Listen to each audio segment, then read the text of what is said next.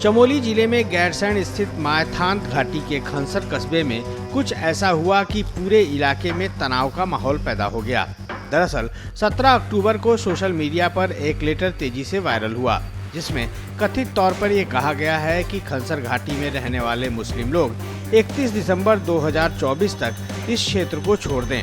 Letter के viral होने के बाद खनसर के मुस्लिम समुदाय में भय का माहौल बन गया। तरह तरह की बातें और खबरें तेजी से फैलने लगी। कहा जाने लगा कि मुस्लिमों के खिलाफ रोकथाम की कार्रवाई शुरू हो गई है। तनाव का माहौल बना तो जिले के डीएम संदीप तिवारी और एसपी सर्वेश पवार ने फौरन संज्ञान लिया और तहसीलदार को साथ लेकर खनसर के व्यापारियों और स्थानीय लोगों से बात की और फिर पूरा सच सबको बताया। स्पष्ट करना है कि वहाँ के व्यापार मंडल संघ एवं अध्यक्ष ने आज क्लैरिफिकेशन दिया है कि उनके द्वारा एक जन चेतना रैली निकाली गई थी और उनकी मंशा केवल जो बाहरी व्यक्ति बिना सत्यापन के वहाँ रेडी पड़ी लगा रहे थे उसके लिए थी कि प्रशासन द्वारा उनका सत्यापन किया जाए। और उनका मेन उद्देश्य था कि उनके इलाके में किसी तरह की भी कोई अप्रिय घटना या कोई लॉ एंड ऑर्डर को लेके कोई समस्या उत्पन्न ना हो। उस संदर्भ में उनके द्वारा एक रैली निकाली गई थी और बाकी क्षेत्र में स्थिति सौहार्दपूर्ण है, किसी तरह का कोई तनाव नहीं है। यही उसका जनचेतना रैली का मकसद था। हाँ बिल्कुल, गैरसैंण के खनसर क्षेत्र से ये है कि वहाँ के व्यापार मंडल के लोगों ने मीटिंग करके जो है पुलिस से भी आग्रह किया है कि जो बाहर के संदिग्ध लोग आ रहे हैं उन पे कार्रवाई की जाए।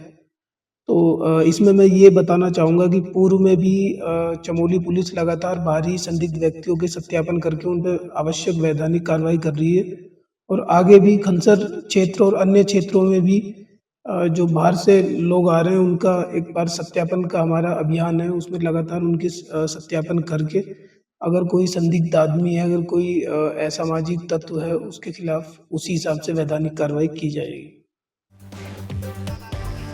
दरअसल गैरसैंण में 17 अक्टूबर को स्थानीय लोगों ने जन चेतना रैली निकाली थी।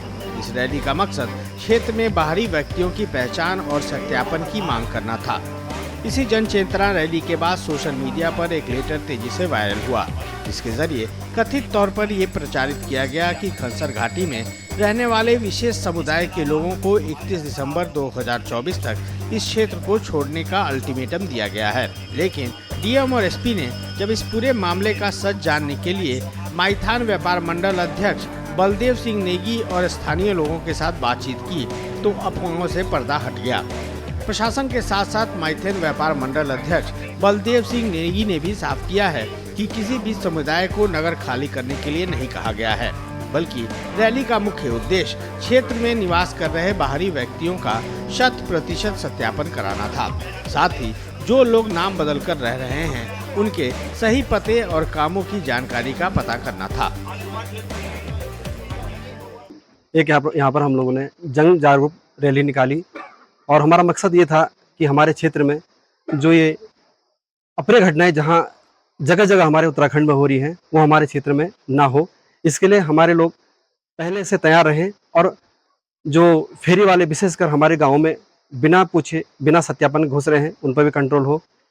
और सबसे बड़ी बात, जो हमारी 17 तारीख को रैली हुई उसमें कई मीडिया वालों ने मिर्च और मसाला लगाकर उस न्यूज़ को इतना हाईलाइट कर दिया कि आज वो हर जगह वो न्यूज़ जारी है।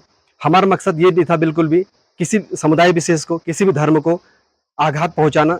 हमारा सबसे बड़ा मकसद था इस रैली का कि हमारे क्षेत्र में किसी प्रकार की अप्रिय घटना ना हो, ताकि हमारा क्षेत्र शांति से रहे, यहाँ का माहौल अच्छा रहे और किसी प्रकार का कोई भविष्य में इस प्रकार की घटनाएं कोई हमारे क्षेत्र में करता है, चाहे वो किसी भी दल से हो, किसी भी जो है धर्म से हो, उसका हम पुरजोर विरोध करेंगे। मायथान घाटी के स्थानीय लोग भी कह रहे हैं कि कुछ असामाजिक तत्वों ने इस मुद्दे को सोशल मीडिया के जरिए तोड़ मरोड़ कर पेश किया ताकि यहाँ का माहौल बिगाड़ा जा सके।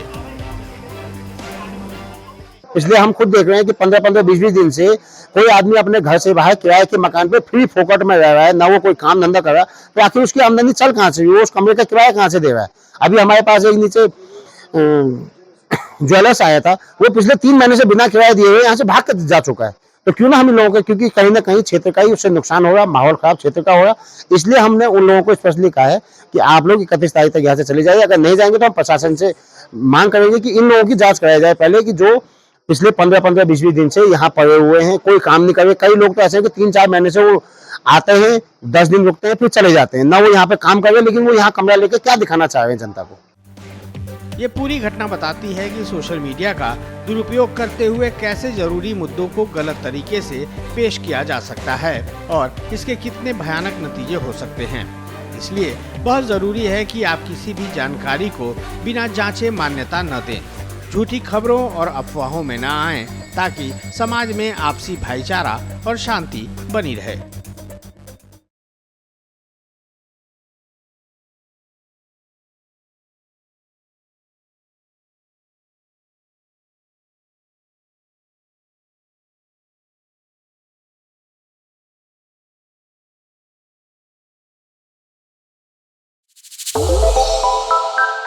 श्रेष्ठ उत्तराखंड पर खबरों से जुड़े रहने के लिए चैनल को सब्सक्राइब और लाइक करें, बेल आइकन दबाएं और देखते रहें श्रेष्ठ उत्तराखंड।